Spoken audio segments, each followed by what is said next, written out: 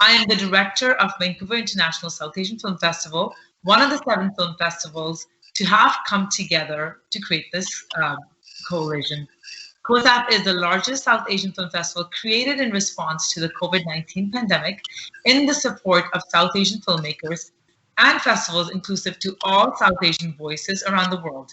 The 7 festivals are the Sphere South Asian Film Festival, Chicago South Asian Film Festival, DC South Asian Film Festival, Mosaic International South Asian Film Festival, Nepal America International Film Festival, South Asian Film Festival of Montreal, and Vancouver International South Asian Film Festival. Thank you for joining us for this very special live event for documentary Baato. A very, very special thanks to CoSAFF and their sponsors and the event partners for helping us put this wonderful festival together. We will be taking audience questions today as well during this panel. So please send us your questions through Slido, www.slido.com, using the event code 71981. So that's where you'll be able to send us your live questions that I can ask the filmmakers. So now joining us today for the questions and answers is the director of Baato, Lucas Millard. Welcome, Lucas. Thank you. Thank you. Good to be here. Lucas is an award-winning filmmaker and cinematographer based out of New York. Among the feature films Lucas has lensed are The Happy Poet, Kiki, and Well Groomed. His work has aired on HBO, Showtime, Sundance channels, and PBS. With an MFA in film productions from the University of Texas at Austin, Millard teaches part-time at Ramapo College and occasionally leads workshops in cinematography and filmmaking. Additionally, he produces documentaries and animated content for clients that include the United Nations of TED-Ed. We also have Karma Bhotia, who is a special connection to this movie for Lucas. Karma is from Chaimatang. I will have him say the name properly. I know I'm mispronouncing it, so Karma, do correct me once you speak. Which is the same village as the main person that you saw on the screen, Mikma, and her family, where they live.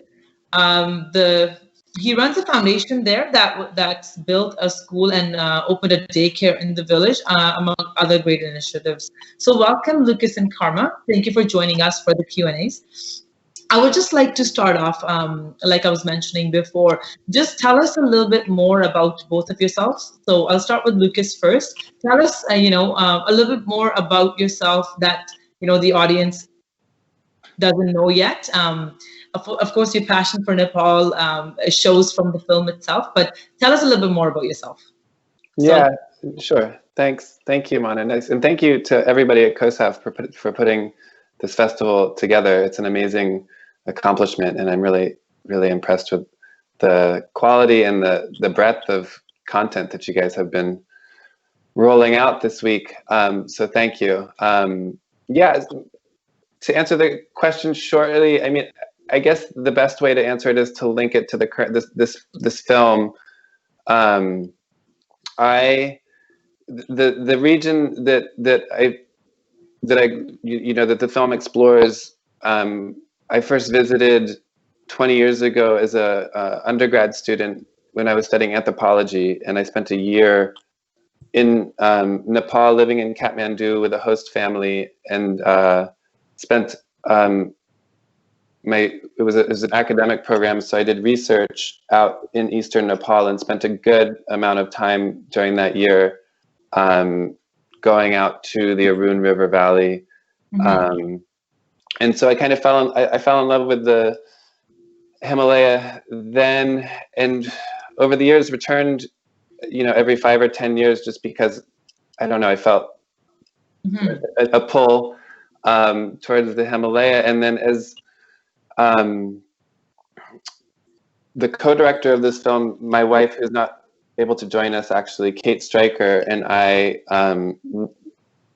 made it a point that to go back to Nepal one winter with her when we both had time off, and we taught some workshops in Kathmandu. And then when those concluded, we went out east to the Arun River Valley again to see it, and I hadn't been there for 10 years, and it had significantly changed. This was in 2013, and it was really, I mean, what struck both her and me were just the amount of roads that were coming into the area, and it just kind of like hit us in the face, and we felt like that, you know, we didn't know anybody that was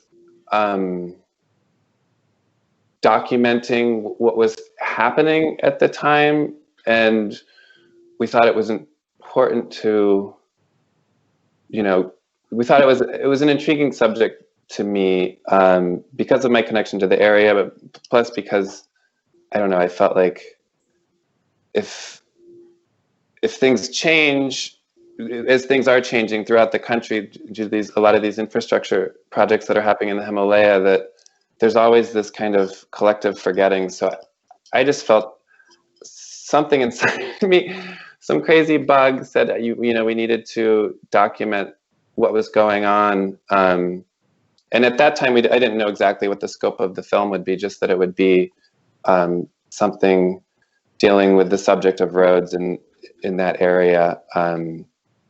And so we went back and fundraised and got a Fulbright grant to go, which is an American, you know, program, to go to live in Nepal for 9 months and produce a documentary there. And it was just kind of an amazing experience to be able to do. And yeah, that's kind of the genesis of it. Yeah, that's really amazing. I actually didn't know the connection that you had, you know, in the Himalayas. I was actually originally born in Himachal as well, which is the lower part of the Himalayas. So I have a great connect with that part of the world as well. Now, Baato means a path, a road in Nepali. Correct me if I'm wrong. And you tell me, you're more Nepali than I am. Yeah, no, I mean, Nepali is a little bit kind of close enough dialect to Hindi, maybe certain words. Oh, okay, you're right. You're from the Hindi. Yeah. Himachal Pradesh. When I saw the word Baato, and I was like, oh, what does that mean? And then I realized, oh, it means a path and a road. So thank you for sharing your journey. You know, I really wanted to ask that, like, when was the time that you felt the need to take this initiative? Like, was it the government that's making these roads? Was it the public that's making it? You obviously want to sustain the look of the Himalaya. That's why you don't want infrastructure to be there. So you want to create awareness. But when was the first time you kind of heard about, you know, that they're coming into doing development, and like your urgency when you met Karma? What was that urgency at that point? Right. I mean, I don't know.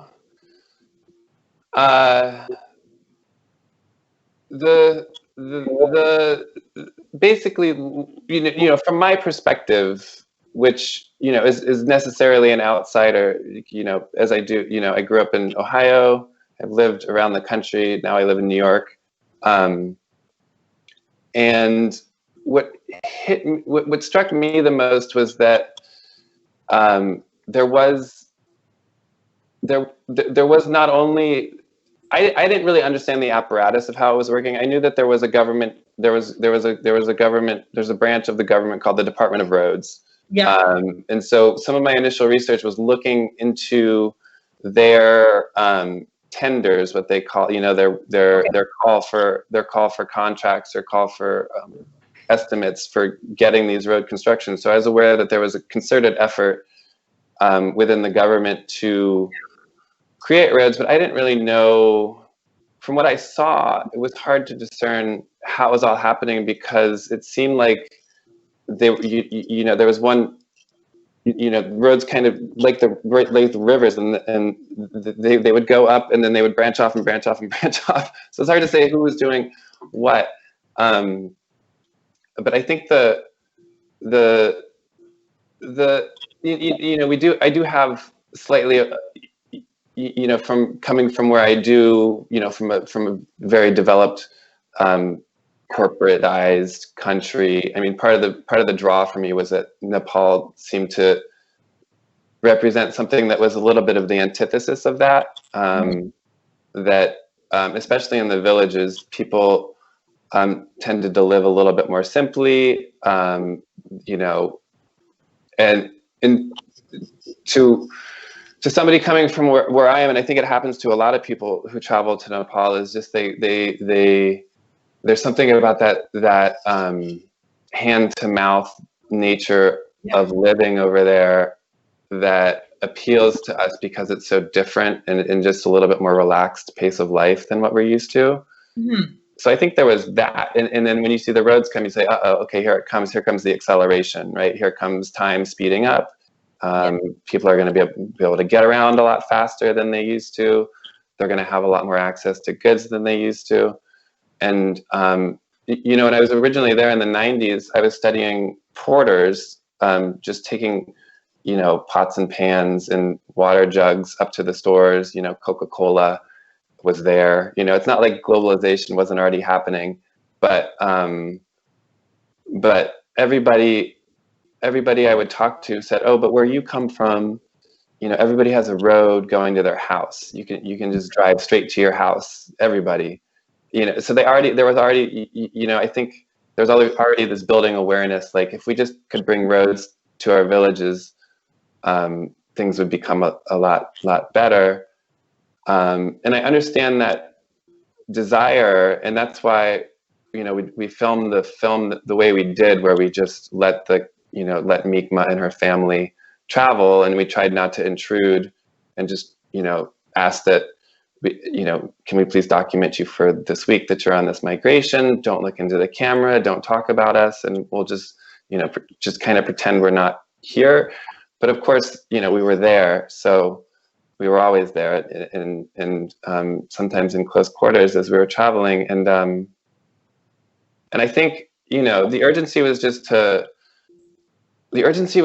kind of show that little piece of Nepal that I felt had opened my eyes in so many ways before it changed. You know, it was just it was really just show a day in the life, and we didn't really know what was going to happen. And the fact that it turned into kind of a compelling story, documentary at all, and a story, and, you know, I wanted to keep it kind of narratively tuned as possible, and that's the other reason why we shot so, you know, the way we did. And so, you know, when we met, I mean, that's kind of the genesis of the idea of. I was going to ask you about Karma as well, like when you met him, how. Yeah, I was just going to go there. Yeah, and so when we went out on our scout for the first time, we met another Karma in Kathmandu, who was also from Chamtang, who started an amazing program there with medicinal and aromatic plants.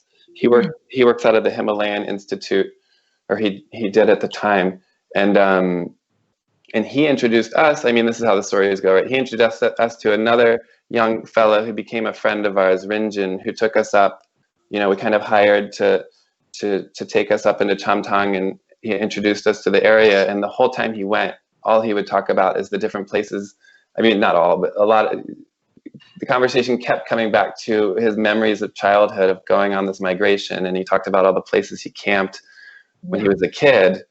And then he also said, oh, and there's, you know, somebody from our village lives in America now, and he's coming back for the first time after 20 years, and he's going to be there. That's Karma. When we get there. Yeah. And so we went up all the way to the border, and Rinjin told us these stories. So we were expecting Karma's visit, you know, and we went up to the border with China and then came back down, because his village Chamtang is about a day's walk south of the border with Tibet, you know, China. And so on our way back, Karma was there. There was a bunch of tents. There was a whole kind of air of celebration in the village, because Karma had come and he had brought a group from Durango, a group of residents of Durango that he had invited to come and do some volunteer, and they were working on the school at that point. And so they had bicycles up. I mean, it was incredible. And we just met him, and I don't know, from day one, it was just an amazing. You could tell like this person is doing an amazing job. Whatever. I don't know. I don't know much about him, but I can tell that what's happening here is really positive for this Well, let's community. get him on the screen and get him to speak a little bit, because I wanna know his side of the story. He was like a celebrity presence, when you met him. So He really was, yeah. I'm sure he felt the same way when he met you. So let's ask him some questions. Okay, Karma. So we heard from Lucas how you got involved, but I want to hear from you. How you heard about the project and how you felt that Mi'kmaq's family should be the one that should be the one that has to be followed through the entire process. Because some families can get intimidated as well. So how did you make them feel comfortable about doing it? Karma? Yes. First of all, namaste, and thank you for giving an opportunity to speak. And because this now called Botkola, and my birthplace is called Chamthang, and yeah, and I really appreciate for Lucas and Kate bring to the world on this hidden place. Reason is I am the first person officially who works and travel agent in Nepal from our ethnic Bhotia group, and so until 1998 that area was restricted area. No one is allowed to go there because of political, our neighboring country with the Tibet and China government pressure to not to send any Westerner that region. That's why this area is so unique and so remote. We call even Eastern Karnali. And so all Westerners are allowed to go until Noom. From Noom, no one is allowed to go further northeast. And that's why still you can see the living, I don't know how to use the correct word, still they are living in the Stone Age.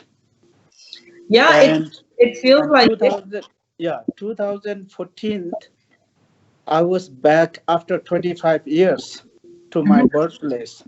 Wow. And that time I met Lucas and Kate in Chamthang. And we had, little conversation, and I said, wow, you are doing great. And with this Baato, and on my view, there's 2 points he's pointing out. One is we call Kabila, is like, we migrate for number one is escaping the winter, and second is they collect the herbs, and they are explaining about herbs, and second is Baato, the road. There's now coming road. Yes, one hand you need road, second hand you have to be prepared what comes behind the road, bad things. And third is he preserved the history of that area. And so I get so emotional when I'm talking about that, because this road has all my childhood, how I grew up. And so is Kavela still? It's probably still a very popular place, or you think it's declining a bit? Like you came back after 25 years, and you have a very emotional connect to Kavela. Is it still on the incline? Is it still very popular for people? Kavela is still there, doing the herbs collecting in the summertime, and wintertime they are taking down to warmer place and selling. And those things are still doing, even increasing. But the doing style is completely changing. They don't carry now no more doko. We call doko at the basket. Now they are carrying in a backpack, and they don't stay on the cave or on the tree, and they go house to house. Even they have a hotel, and they go and they sleep in the hotel and eat in the hotel, and they have a road. And so there's many things are fading, and those will never see younger generation. Yeah. This will be in just history, but even nobody is writing a history book. But Lucas and Kate, they capture those So things. Yeah. I'm being corrected because Kavela is the journey. So that is the path to go towards the village, right? That's correct? Kavela is the journey. Kavela is. I don't know the definition of Kavela, but we call Kavela, and our Lomi language called Ginna. And so there's no destination. You just go. This is like the day by day you travel and sell and collect and travel and sell and collect, and then maybe 2 months or 3 months, or some people 1.5 months, and they come back and they bring some different Herbs. not the herbs, they bring like what they needed, spices or rice or oil or whatever they need, like clothing and other things. Herbs Now, is they collect in the mountain, and they are okay. selling those things to others. And is Mi'kmaq's family, you're related to them, I believe, or you just know them? Mi'kmaq family is number one is my neighbors. We are 2 minutes, my house and Mi'kmaq house is 2 minutes distant. But because of generation gap, and because of my long distance after 25 years, and even I didn't know who they are. Oh, wow. When Lucas was asking, do you know this man's name? And then, oh wait, I have to send and ask what is that, and then now they know who they are. Yes, 25 years is a long time. Yes. And also one thing is this sad news, and Lucas don't know, and Mi'kmaq's father-in-law Dawa, he passed away, has been 55 days. Oh no. Sorry to hear that. Yeah. That's really sad. Yes.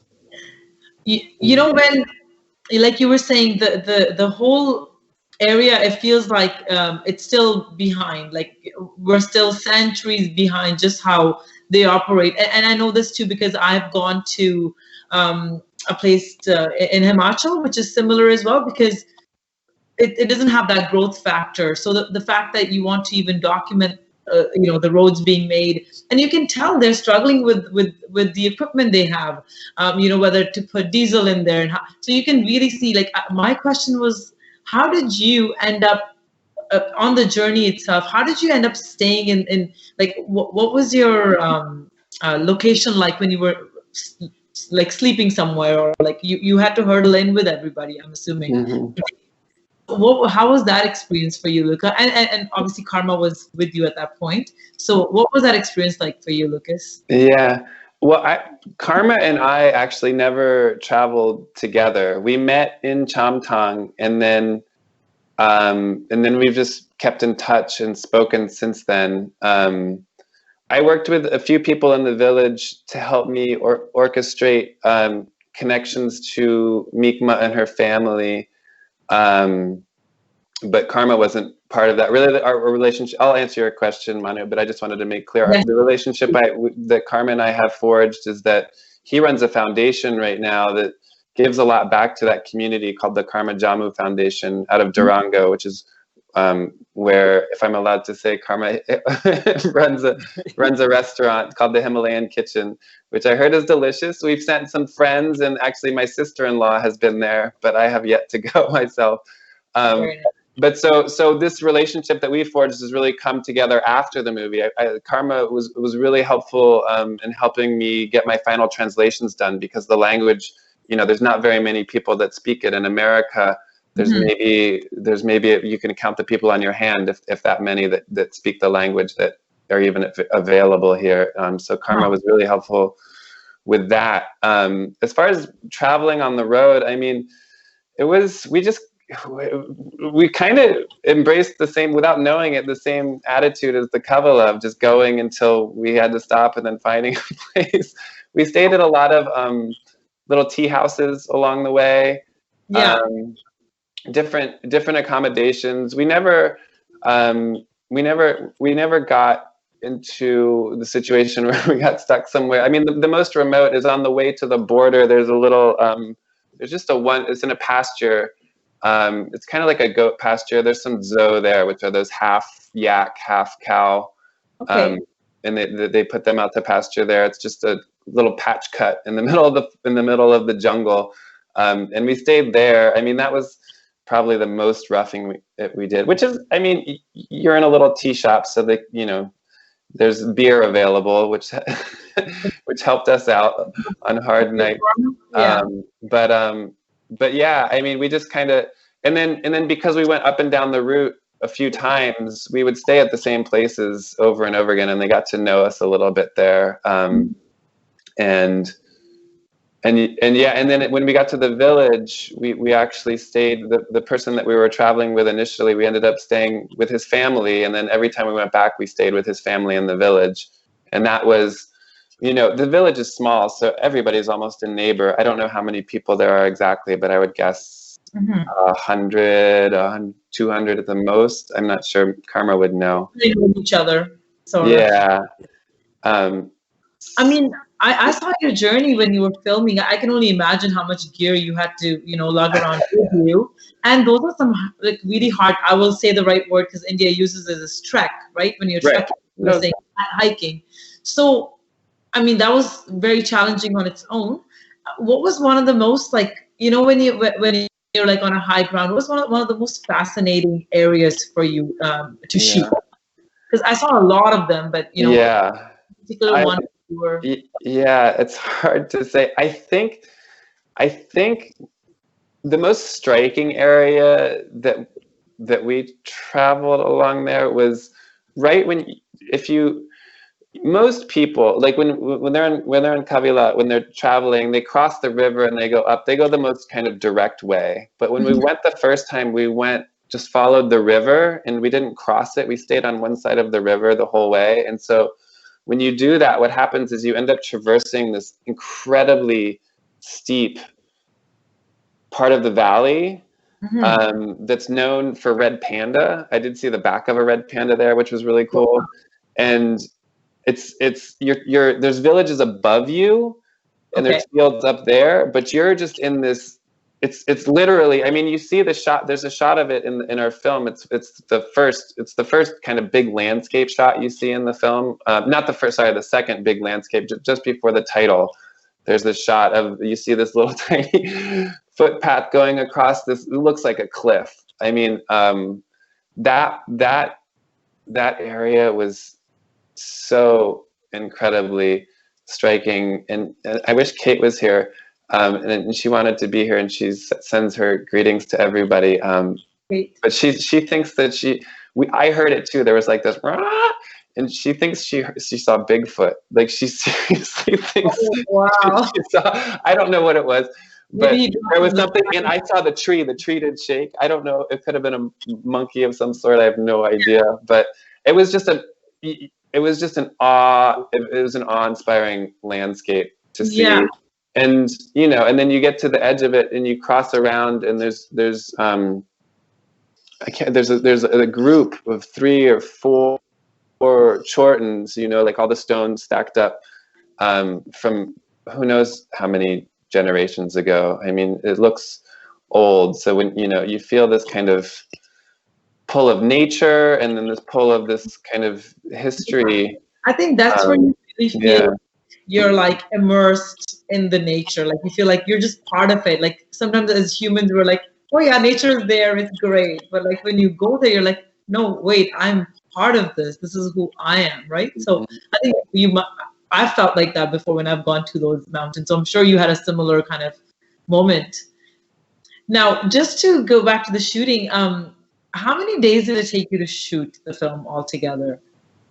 Yeah, it's interesting. So for the film, we filmed 5 different stories because the idea was to create a film about the road through all these different angles of people who are you know, because of their livelihood, to make money or to travel, to go to school or whatever they're doing. They you know, people that use that route and how it will change their lives when the road comes. So we filmed quite a bit. I think we filmed a total of, I wish I had it all exact, but I think about 25 to 30 days total. It wasn't an extraordinary amount. We were in the country for 8 or 9 months. Okay. But we were a lot of it was just planning, and we would go and shoot for a week or 2 weeks at a time. Yeah, somewhere between 25 and 45 days. I wish I had an exact count, but it was and you know, and then we would carry everything in ourselves. Kate and I just had two. We took small cameras, but we had 2 of them, and we would carry everything in, and it was pretty heavy. But we were in shape at the time. I look back and I don't think I could do it again. But then once we would get somewhere, and we would once we would start filming, we would hire somebody local from the village we were in at that time, and they would help coordinate meals and help carry our personal effects, and while we would just carry our cameras during the day. But they were small, you know, the little DSLR size Panasonic cameras that we were using. So our gear was purposefully really small, because we knew we didn't really have a lot of resources. We had to. It would have to be, because you're tracking so much. Yeah. And also, I wanted to ask you: was there?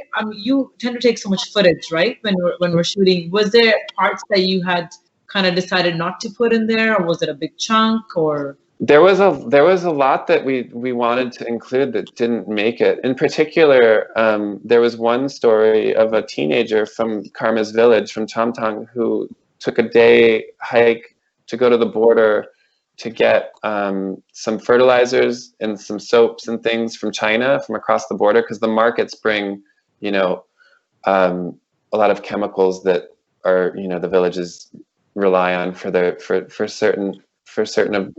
some of their growing needs.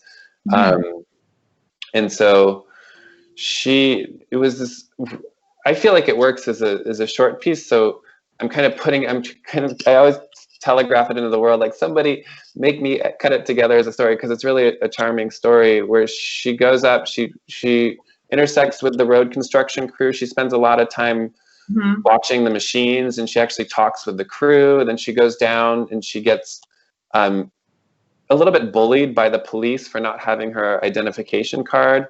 But ultimately she does go get the fertilizer, you know, get the goods from China, and come back and go back to her family.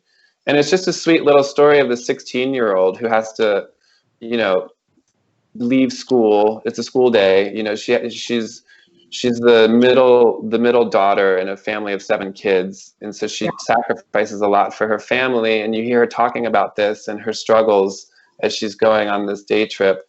And I think it's just a really interesting perspective of, you know, somebody who's right in the middle of all these changes that are happening. Like, she remembers what it's like having to walk everywhere.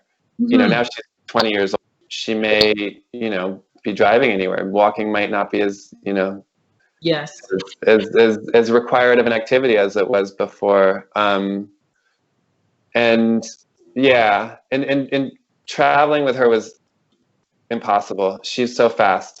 Because when she went up, she didn't have any. When she went up, she was just walking with nothing. You know, she had an empty basket, and we couldn't keep up with her. I think there was one day where Kate. There's one point in the part in the day where Kate collapsed and couldn't move. Like, she could just literally. She's like, I just give up. I can't. We kept telling her, slow down, some joke, slow down, some joke.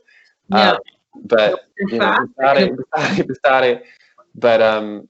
but yeah, but then on the way back, it was a little bit easier because she was carrying, you know, we can be, when compared to somebody carrying 50 or 100 pounds of whatever, you know, we can kind of compete. But if they don't have a load, they're so fast. I agree with you. Yeah. You know, thank you for sharing that. I think, you know, one day maybe those stories will come out. You'll be able to put something together after, you know. Yeah. Now, you know, that takes me to a question for Karma, because you talked about all this politics that go on within the towns. So Karma, I wanted to ask you, it's always a conflict between development, like road, and keeping the authenticity and purity of traditions and cultures alive in the villages, in the small villages. How has a project like the road impacted the villages and the people in the village? There's two point of view from myself and from this local people. And there's, of course, for the unit transportation, road is very important for the 21st century. Yeah. But also my fear is all the local peoples are ready to accept this road and big vehicles, and somebody is outsider is coming with a bunch of money, and they're gonna buy all the properties. Yeah. And they are carrying themselves as a porter. In the future, they are loading as a loader. And so that is my fear. And for that, how we can educate them, be empowered. And also that brings a lot of bad things. And like now they have a lot of junk food. Before they used to eat organic food, and now they are eating always junk food, and they trash everywhere. And so I would say both. Number one, yes, they need the road, and road is now all the way to Chamtang, and in the winter time they can go. They can take the tractor all the way to Chamtang, but the summertime and monsoon time is totally landslide and overflowed river, and all roads are blocked. And yeah, that's the things. And also I don't know when we'll complete this road, but local people, they are eager to see a road. Yeah, so I'll just fill it up for Manu, because he's having a technical difficulty. He'll join us as soon as he can. So Karma, how is the situation now in Chamtang? Is it still like that, and has it improved in terms of, like, with you also working a lot for the development there, building schools? Like, has the situation changed? Has there been more schools? And how has in general the quality of life improved in that area? I'm just filling it up for you, Manu. I'll just ask one question. Thank you. One thing is, when 2014, I was back to my village after 25 years. This is quarter century. And what I see change was some houses has a tin roof. Other than that, then nothing is changed. Everything is same. Yeah. And people mentality is same. And landscape is same. Living style and doing style, everything was same. And I was shocked. Wow. And then I came on my mind, the Qatar. Qatar is one of the youngest city in the world.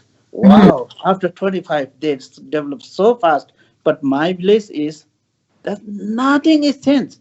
There's some 5 or 6 houses have green tin roof, chadar. Nothing else. Everything is same. And that shocked me.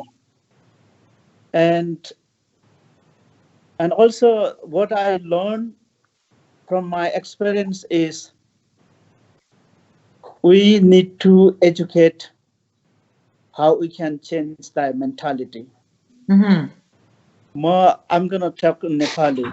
हामीले सोच र विचारलाई चाहिँ परिवर्तन गर्न सकेनौं भने त्यहाँनेर विकास पनि हुन सक्दैन र समाजमा परिवर्तन पनि हुन सक्दैन। जति पनि बाहिरी मान्छेहरूले एउटा एनजिओ आइएनजिओले चाहिँ देशलाई चाहिँ फाइदा गरेको छ भनेर चाहिँ भनेको छ, तर मेरो हेराइबाट चाहिँ फाइदा होइन बेफाइदा चाहिँ गराइदिएको छ. So unless we change people's attitudes and thinking, no amount of development can be good. And people say that NGOs are helping, but if you ask me, they're not really helping, but actually, not doing any good. Mm-hmm. No, I totally agree with you, because education is the most powerful thing, and I think they probably take you as a superhero when you come, because you've been living abroad and you come and still try to revive the culture there, and you're trying to educate them on how do you get, how do you get bigger now, and how do you get more infrastructure in the country. So I think, Karma, that's what you want for your city, right? For your village. Yes, but same time I would like to keep the culture. Yes. And for that we have to educate and make independent. Mm-hmm. And also, for in my experience, for the indigenous people, the enemy is alcohol. And so we have to educate how to, make a distance by alcohol. Yes. Because alcohol is part of their food. They don't think alcohol and food. They don't have education for that. And so but I was 6 years, after 6 years, when I feel now whole Chamtang village, they trust on me. And then I open my word about alcohol. Otherwise they can turn back. Mm-hmm. And then after 6 years, I said, look, our enemy is our alcohol. Yes. Because alcohol is part of, we are thinking, even myself, I was thinking alcohol is my food. But because of lack of education, our parents, they didn't taught, they didn't explain. And then when you have alcohol, and all mind is going in the wrong direction. Yes. No, and other thing is, after 25 years, positive things, what I see is my wife was the first woman who finished high school and became a teacher on that region, from Bhotkhola region. She was the first woman. But That's after amazing. 25 years, when I went back, I saw in the full of class was more girls than boys. That makes me so happy. So, I mean, those are rewards that, you're going to live with for the rest of your life. Now, Yubakar, who is the director of Nepal International Film Festival, he's asking, is that boy from the film going to school now? Boys? Yeah, the little boy that's in the film, is he going Jabu and Yes. Jeba. Yes. Yeah. They are going on a school, and also we 2014 we started a launch program. That was also, I want to go a little bit back to my about foundation, because Jammu and me, we finished high school, and all my family and friends, they request me, and they said, okay, you should become a teacher. And I said, no, I don't want to go back. I want to go to Kathmandu and see different. I don't want to do same what my father did. I always want to change my life different. And so we had it in Kathmandu, and after that I went to Austria. I lived and back and forth about 8 years in Austria, in Vienna. And in 2001 I came to United States. And we always say, okay, we have to give something back. Yes. And our first mind was, we wanted to give a lunch program for the children, because we had our experience. We study in Khandbari, and there's no one Bhote is in Khandbari. And so we don't have parents. I was 11 years old, and she was 12 years. And we were complete ourselves. And we are always starving, but we have to pretend we are not hungry. And so that reminds, oh no, we want to give a lunch for the children. And that was first our mission, starting lunch program. But instead, the local police, they requested to build a school. And we said, okay, we'll build a school and then we'll start a lunch program. In 2014, we started first lunch program in Chamtang. And that lunch program benefit three things. One, student increase. They said, now we get food in a school, we want to go to school. Yes. And second, and they can focus more for the study, and they are getting better study. And third is teachers, when they have a tiffin time, and they go and they drink a tongba, chang, alcohol, and then come back and attempt the school. Yes.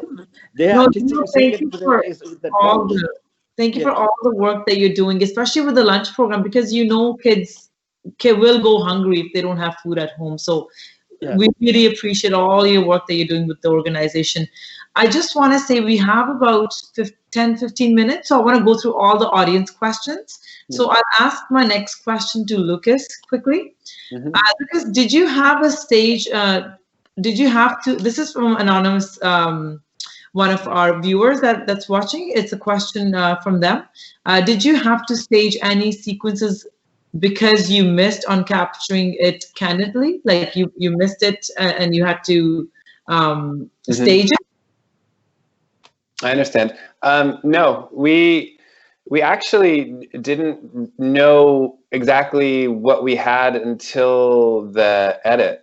Until we got things translated as quickly as we could, but when we were traveling with Mikma and her family and Sumjuk and other people from Bokhola, they speak language that I can understand a little bit of Nepali, so I would communicate with everyone in Nepali, but then when they would get going with their day, they would just talk their own local language, which is a Tibetan dialect called Lomi, and so, a lot of times we just kept the cameras rolling and didn't really, I had an idea sometimes of what we got at a certain spot or when a conversation happened. And sometimes I heard things, every time somebody, I could sense that somebody was talking about the road, my ears would peak up and I'd be like, oh, I have to film it because they're talking about the road. I want all this footage of people talking in their own words to each other about this idea of this road that was coming. The only thing we had to the closest we got to staging anything, which was just in the edit, we would compress scenes. Like there's some, like the first scene of the film, there's a couple things happening and there was too many people coming in and out of the house because they were leaving that day to give their blessings. And every time somebody would come, this speaks to what Karma was saying about the alcohol. The people sit down and they're served, and the first thing they get served is chang or jar. It's just a millet wine, a sweet millet wine, and it's just local. 9 a.m. in the morning, 8 a.m. in the morning, somebody comes in and they're offered this drink to come. And they were basically settling up their affairs for the winter, like talking about roofs and fixing fencings and payments that they were owed. And so, but there was a couple interesting conversations that happened where they, one person came in and started talking about the medicinal herbs and how effective they were. And there was the boy, we don't have it, we didn't show it in the film, but the boy does end up going up to, or somebody goes to the local, there's like a local drug dispensary. There's one house in the village, and that place is where all the medicines go, and it's a clinic, but it's not always open, and so it wasn't open, and then it was open, and I think they did end up getting something from there. But in the meantime, while it wasn't open, they had him drink the chiraito, which is translated in English as suercha. It's just a stocky, kind of reedy jungle plant that's really good for headaches and fevers, and so basically we compress some of those conversations into making it all seem, we tried to make it all seem like it was just one person having a conversation, so we wouldn't confuse the audience with all these different Yes, people no, coming through the house. definitely did a very but nothing was staged. I mean, I got that comment before from an editor friend when we were doing our feedback screenings. Like the opening, it seems like he's just laying out the exposition like you would if you were writing a scene. And it was really we didn't tell him to say that, ask him about the permits with the herbs or anything. That was just what was on his mind. Yeah. You know, that was Meekma's dad. So yeah. So I have about 10 to 12 audience questions. What we'll do is we'll take about 30 seconds so we have enough time to answer all of them. Sure. My next question is going to be, again, to Lucas, because it's pertaining to what you just said. Now, the question is from Kitki Asher. In the long journey, did you get treated with those medicine herbs, plants, for any health problems or injuries? That's a great question. I wish I could say yes. And I also, if I have one regret, is that I've been around Yarsagumba several times and I've never actually tried it, because everybody says it has amazing properties, but I've never tried it. No, I didn't. I did not. I stuck to the tried and true Tylenol and ibuprofen. Well, the next time when you go, you will have to see many things. I know. I should. Okay, so I will read the questions, and then if Karma wants to answer it, so 30 seconds for each, and then that way I can get through all of them. Sure. Appreciated your effort to present a balanced view, respecting the locals' point of view, even it might hold romanticized views about pre-road life in Nepal. So that's a compliment that somebody sent. Mm-hmm. Next question is from Priya. How much time did you spend with this family while filming this documentary? Really just what you see on screen was the only time that we spent with them. It's really funny. We started filming with another family and it ended up not working out. We were doing all this for days before they left on the migration. We were filming with a different family, and then it became apparent that it wasn't going to work.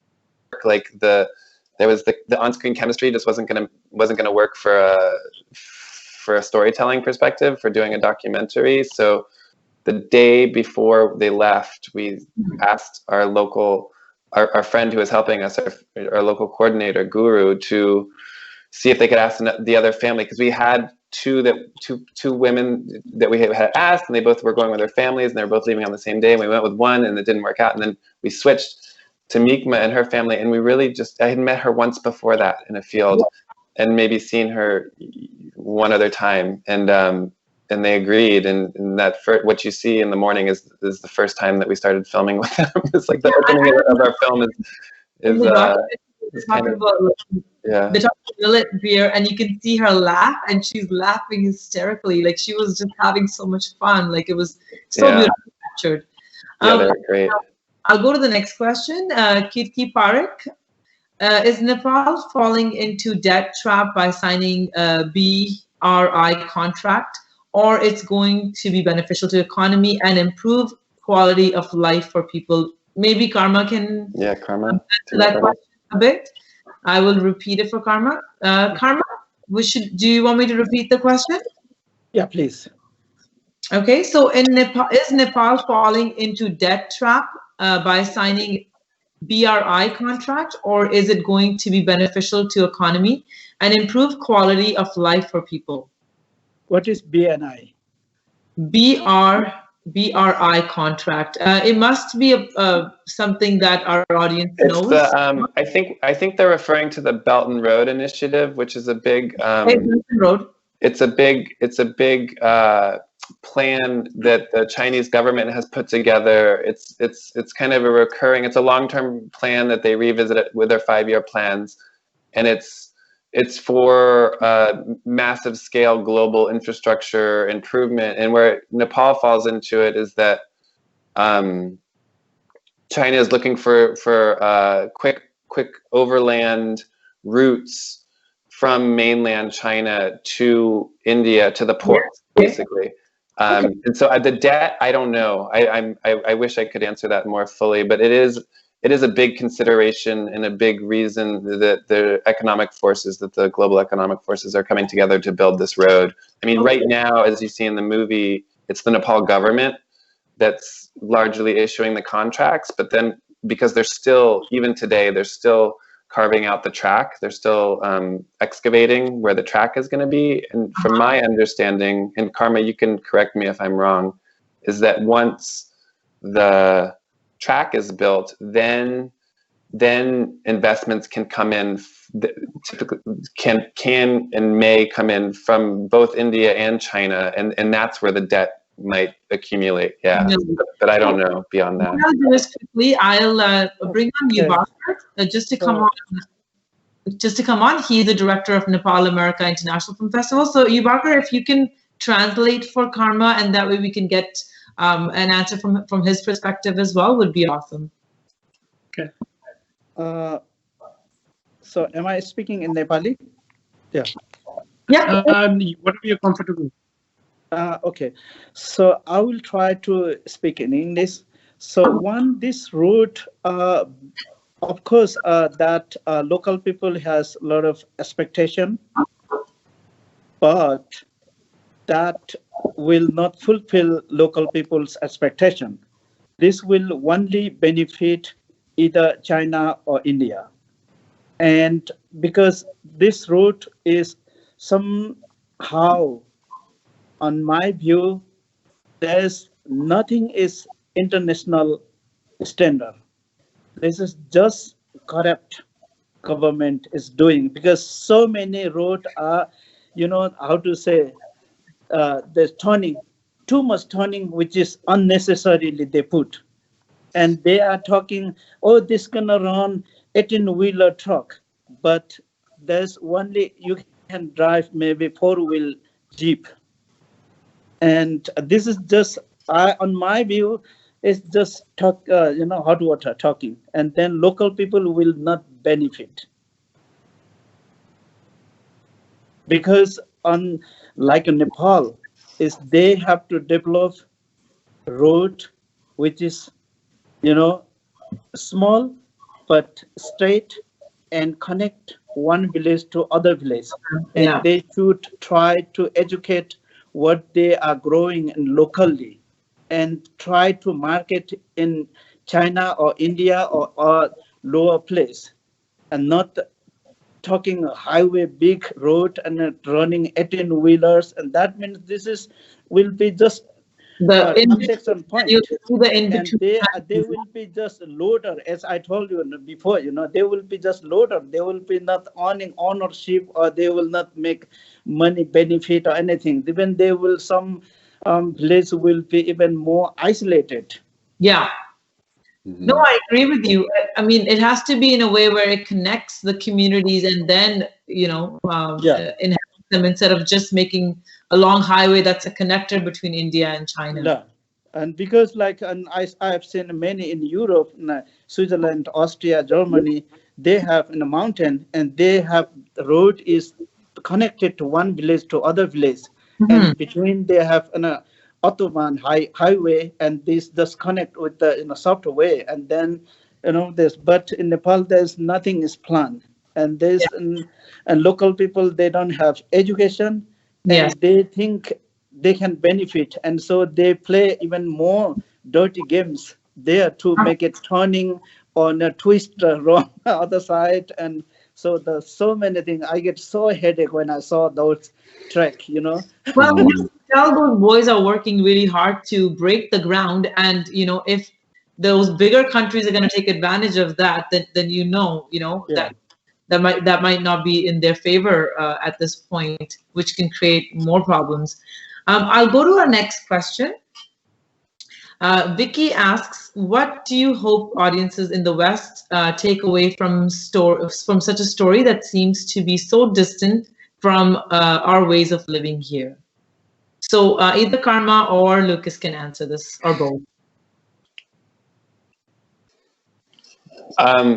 I'll give it a try. I mean, yeah, I think, I think what we're doing right here is exactly what I hope that audiences can start to think about and take away from it. It is challenging to get this film out in North America. We have actually secured perhaps we're talking, you know, broadcast in France and Germany, where there seems to be more of an audience for this kind of thing. But I mean, what I hope is just that people, you know, I mean, that people can understand that things are, I mean, I think, I don't know, it's a good question. That's a really difficult question to answer. I see this kind of infrastructure development happening in a lot of places, but it's the story that's happened in America 50, 70 years ago. You know, after World War II is when all our interstate systems came in here. And so it's kind of that same kind of thing is happening now in the Himalaya. It's happening going into the Amazon in different countries in South America. It's happening in interior Africa, a lot of places. And a lot of it is, you know, China's impetus that is, you know, China is the country that is planning for this future, which is coming. So I think, I mean, for an American audience, it seems like that may be the biggest takeaway. Is just that, you know, the forces of commerce and globalization are really tilting towards China right now because they're investing so heavily in it and they're planning so much. And the story itself just shows, you know, this part of the world that's kind of, you know, passing through. And our point is just to say, like, these places that you're passing through are treasures, you know, and they should be considered as such. And it doesn't feel like that's a main concern for the economic interests that are pulling the strings on these projects. Yeah. So I guess that would be the message I would hope to be able to telegraph. I mean, whether the film does that or not, you know. Yeah. See, because I've been there, it doesn't seem so foreign or unusual to me, but I can see why in the Western world that would look like, oh, well, like, how come this place is not developed as we are? Why isn't it fast moving? So yeah, some can relate, some can't. So hopefully we'll be. Can I talk a little bit about that? Of course, I was just going to say, share your views. My hope is with this Baato, and then rest of the world will see the Bhotkala region, and someone who has a greater idea and maybe go there, guide to them how to improve their lifestyle and how to preserve their history, and same time how to step for the new generation with this new route, because they have to prepare. For example, 60 years ago, Khumbu area was poorer than Bhotkala region. But after 60 years, Khumbu region is one of the richest in Nepal because of Everest. And what they did is, that time they only look for money, and they destroy all the history, all the, you know, the houses and everything, and they change, modernize. They built nice house with the concrete and, you know, with the tin roof and all things. And after 60 years, they regret. Yeah. Oh, nobody guide us to preserve our old history. And now they are searching because they have the money, and they are just, you know, duplicate. They are trying to make it old. And so my point is, maybe someone can guide and maybe preserve like old houses. Like in Singapore, you have old Singapore and new Singapore. And otherwise, what we gonna show and what we gonna preserve for the younger generation? And young generation will learn, go to China and work, be a, you know, a loader, and go to India and be a loader. And because they cannot buy truck, they cannot invest money, and they don't know how to do business. So what do you feel, Karma, the Western world can help when you travel from home, from Colorado to Nepal? What is the one thing that you would want the Western world for Nepal at this point? Like, what would be your ask? my ask is, when they go there, we have so many herbs, and they can, study, and they can educate they can farm on one herb like a sting needle, we call sisnu, and we have like a chirato, and we have alaichi, black, cardamom, and we have so many herbs. They can, help for the, how they can, process, and how they can make it, and try to help to find the market, which is no should on the middle person can take the all benefit. They collect, they get little money, and then second person makes the most money. Instead of doing that, they can involve direct and to make it market in the developed country, and the benefit send it back to them. No, I mean, that's a great way to start, a movement to change worlds. So hopefully with the right audience, with the right films, we'll be able to get the right people, say, to Nepal and invest in the right way. I want to go to my next question. Chandru asks, what is it about the Himalayas that draws you towards itself? Why is the feeling connection different from any other mountain range? So, Karma and Chandru, you guys can both take 30 seconds and answer it. Lucas. Me first? Thank you. I mean, how is it different? It's taller than all the other ones I've been to. I mean, the striking,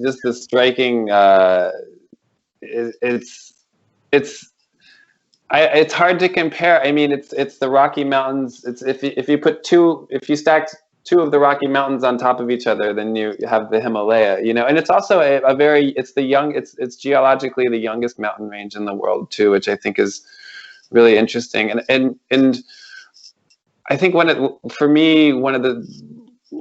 the primary features of the Himalaya that make it so intriguing to me, and this is true to a lesser degree in other mountain ranges around the world, but there it's so amazingly ecologically diverse and culturally diverse. You'll just go up over a ridge and down, and you can go from, high alpine to subtropical rainforest, and then out again, all in the space of a day. It's, just like a boreal. I mean, I'm not a scientist, but I could see you can just kind of feel it as you go. It's hard to put into words. I think it's common though. From people I talk to who have traveled in the Himalaya, it's kind of holds its own special meaning for almost all of them. I've never talked to anybody that has been like, oh, I couldn't stand the Himalaya or Nepal. I never want to go back there again. I've never heard anybody say that. So, I mean, it's something special, but it's also something very hard to describe. Well, let's see. We can ask Karma if he can describe it for us. Yeah, on my view, is Himalaya is different than other range. Is our mountains are more sharp and steep and down. And same time, if you walk 20 minutes up, you get high altitude. If you walk 20 minutes down, you are completely well. And second thing is the Nepali people who lives in the mountain range. They are the most hospitable people. And in our Nepali called Pauna Nai Bhagwan ho bhन्छ हामी चाहिँ Pauna, our guest is our God.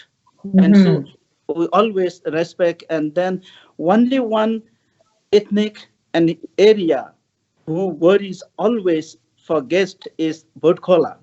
And my parents and all the village, they always think they don't want to finish anything. If they have butter, they have meat, they have egg, they have chang, they always say, hey, we have to preserve for the guest. If someone is coming, we have to feed. And sometimes even they don't feed good food for children, but they feed the best food for the guest. This is one, unique thing. And the other thing is Nepal is such a unique area. Same day, you can see highest mountain in the world. Yeah. And same day you can see one-horned rhino, and same day you have, sea level area in Java. And so, yeah, Nepal is totally unique than other. Yeah. So that's why Himalaya is. That sounds really amazing. Yes. And you're right. I think, the more simpler people are, they want to cater. So I can imagine why they would say that, people that are guests are like gods, because because their communication is so small. They do feel like when we visit them, they're like gods. So thank you for sharing that. I'll move on to our next 3 questions. This is from an anonymous person. If you were a resident of that place, would you rather be there be roads or rustic quality of landscape that draws you as a tourist? So if you were a resident of, I guess it's more for Lucas, or Karma can answer that as well. So would you want more roads there, or would you want more rustic quality of the landscape?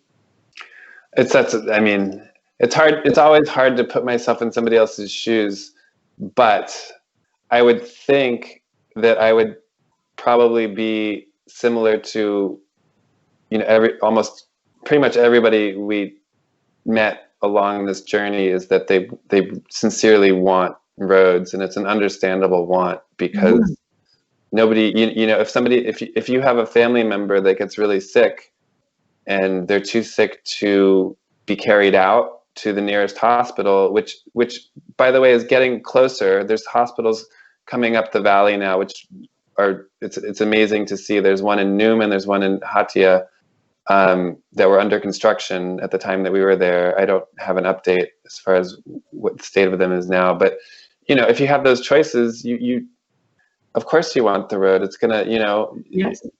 Of course, I totally understand why you would want the road. It's, from our perspective, what we felt was as much of a necessity to people wanting the roads as it was a necessity for them to organize to protect the resources that they rely on for their livelihood, like these herbs, and as Karma says. So that was our main, twisting it, but it's hard to put, I don't know what I would say. I'm kind of a rebellious by nature, so I might take the opposite opinion of everybody else, even as a Nepali villager. Yeah.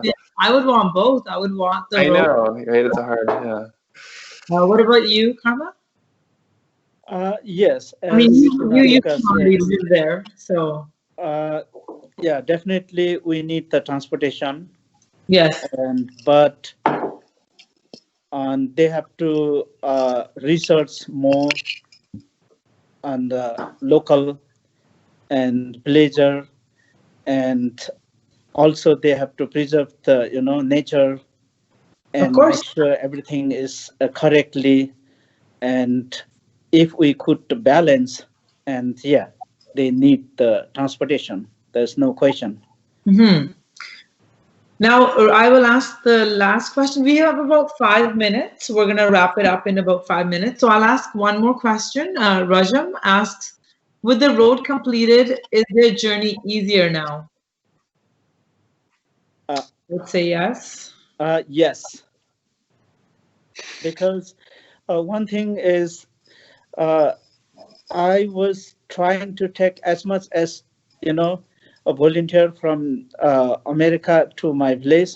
Yeah. But my enemy was transportation, because we have to walk 6 days one way, and that means 12 days we lose just for, up and down. And so there's no time, because most people get is 30 days day off. And so, now when the road heats, we can get on 3 days. Exactly. I mean, I would only imagine that. I will sum up 2 questions in one, because they're both anonymous. So, Karma, you can take about 2 minutes to answer, and then I'll pass it on to Lucas. So we have, what type of medicine herbs grow in the region that they were transporting and selling in the market? So if, Karma, you can talk about it for 30 seconds, and then I will let Lucas speak. about it. There's so many herbs, even I can pronounce. There's maybe more than 200 type of herbs, and Okay. most popular and making money is elaichi, black Okay. cardamom, Okay. and and chiraito, and and then that yarza gumbo. Very nice. Now, if I was to ask the same question to Lucas, you tried some of the spices there, I believe, in your tea or things like that. Sure.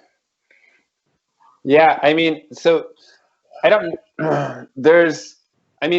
Basically, the villagers from the Bokkola region spend a good part of the summer collecting herbs. It's their roots, their barks, and their leaves of different plants that grow in the jungles around the village. In this area is part of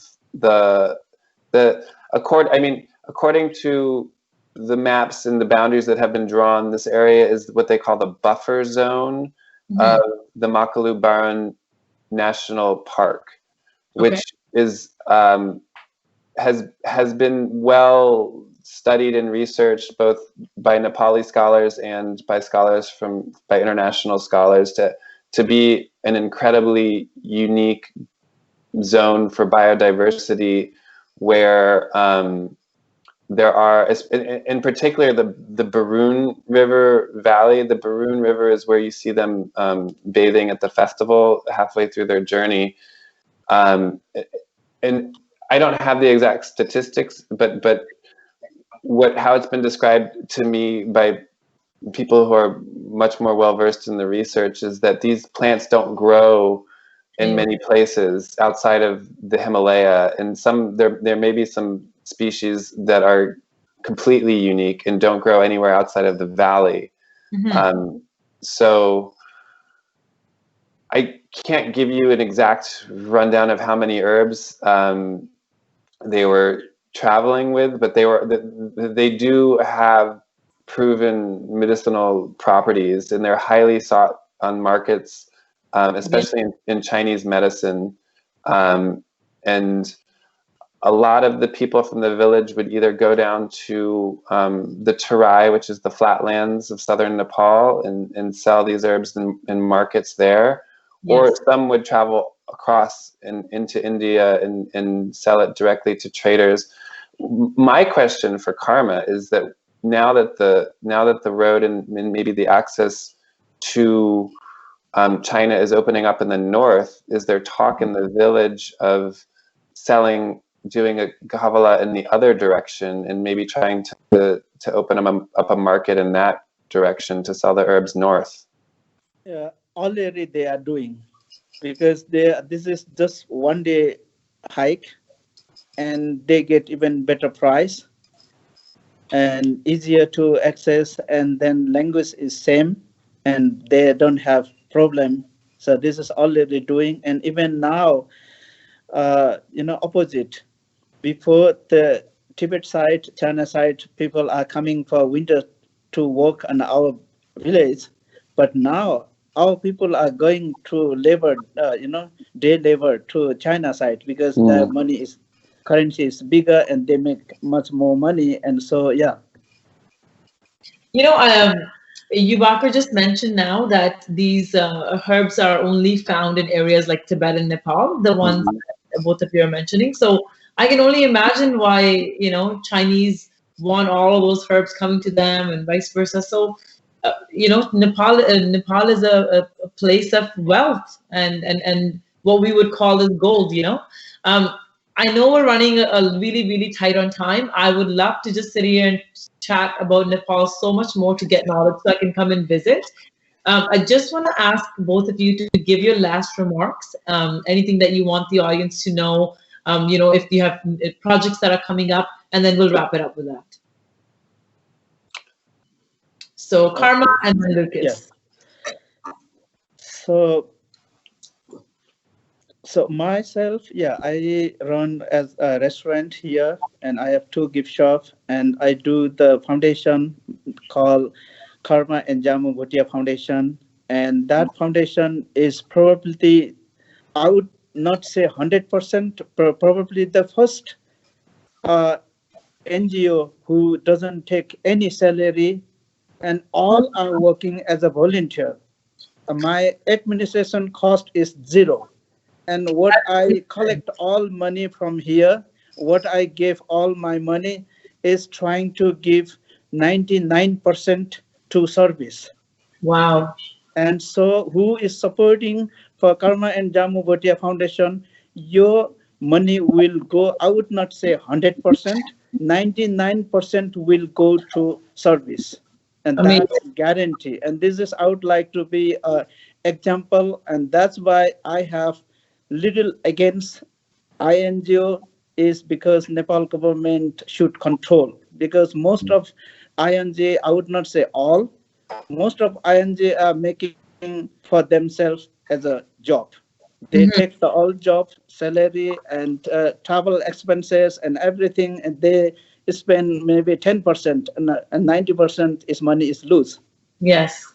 And so they all the great work. Instead of giving independent education, they are making dependent. And so our mission is, not